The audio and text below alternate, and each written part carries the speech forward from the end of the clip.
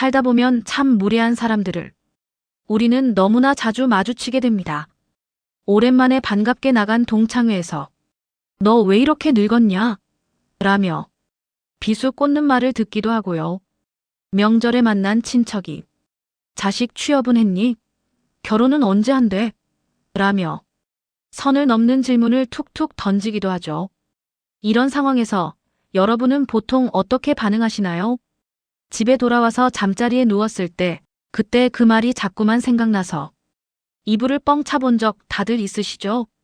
그 순간에 얼굴을 붉히며 화를 내자니 내가 너무 속 좁은 사람이 될 것 같고 그렇다고 허허실실 웃어넘기자니 내가 너무 바보같이 느껴집니다.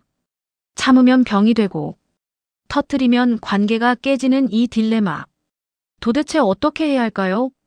하지만 여러분, 주변을 가만히 살펴보세요.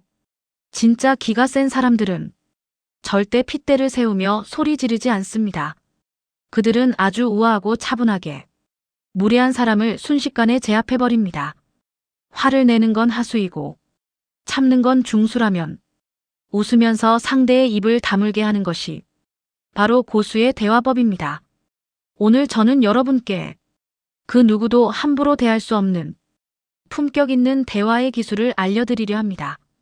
이 영상을 끝까지 보신다면 여러분은 더 이상 사람 때문에 상처받거나 감정을 낭비하지 않게 되실 겁니다. 우아하게 이기는 법, 지금 바로 시작합니다. 첫 번째 비법은 바로 침묵입니다. 많은 분들이 무례한 말을 들으면 당황해서 급하게 변명을 하거나 맞받아치려고 말을 쏟아냅니다. 하지만 그게 바로 상대가 원하는 반응입니다. 여러분이 당황하는 모습을 보며 상대는 묘한 우월감을 느끼거든요.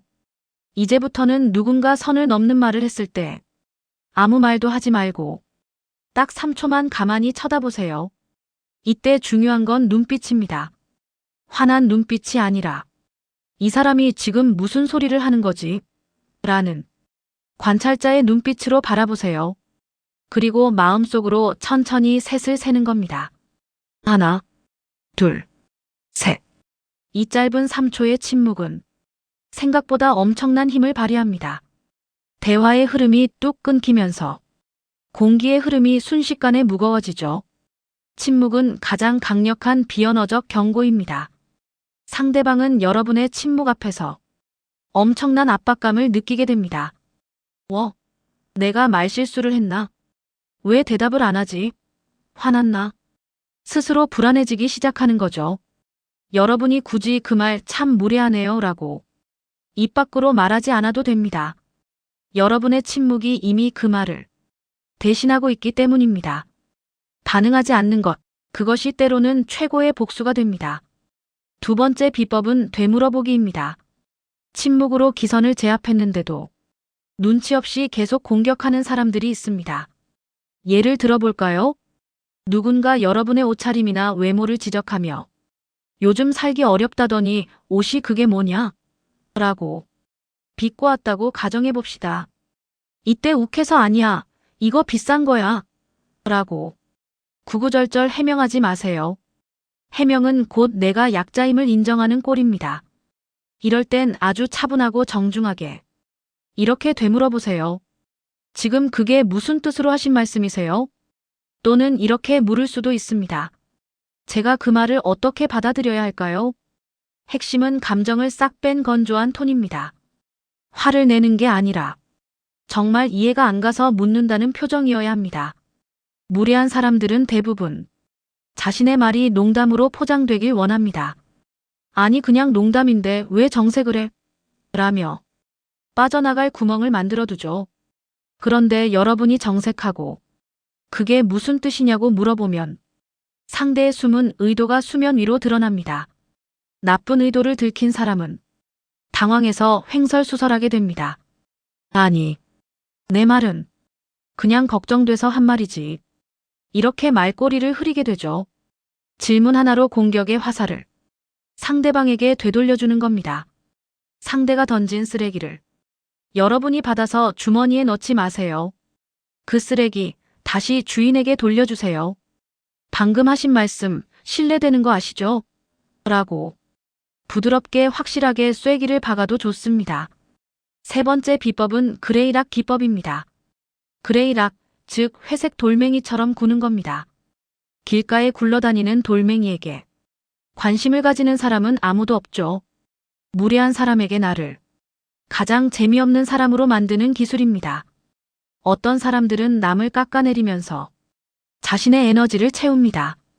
여러분이 화를 내거나 울거나 반박하는 그 모든 감정적 반응이 그들에게는 맛있는 먹잇감이 됩니다. 그러니 먹이를 주지 마세요. 상대가 자극적인 말을 해도 아, 그래요? 그럴 수도 있겠네요. 이렇게 영혼 없는 리액션만 하는 겁니다. 표정 변화 없이 단답형으로 일관하면 상대방은 곧 재미를 잃게 됩니다. 벽에다가 대고 혼자 떠드는 기분이 들거든요. 너랑 얘기하면 벽이랑 얘기하는 것 같아. 이 말을 들으셨나요? 축하합니다. 여러분이 이긴 겁니다. 여러분의 소중한 감정 에너지를 그런 사람들에게 낭비하지 마세요.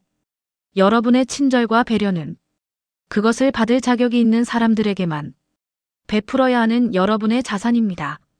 자, 오늘 배운 내용을 정리해 볼까요?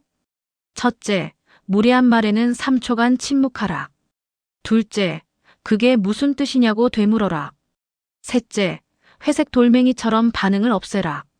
이 세 가지만 기억하셔도 여러분은 인간관계에서 오는 스트레스를 절반 이하로 줄일 수 있습니다. 이제부터는 무례한 사람을 만났을 때 속으로 이렇게 생각하세요. 이 사람은 참 마음이 가난한 사람이구나. 그리고 여유롭게 미소 지으며 침묵과 질문으로 상황을 정리하세요.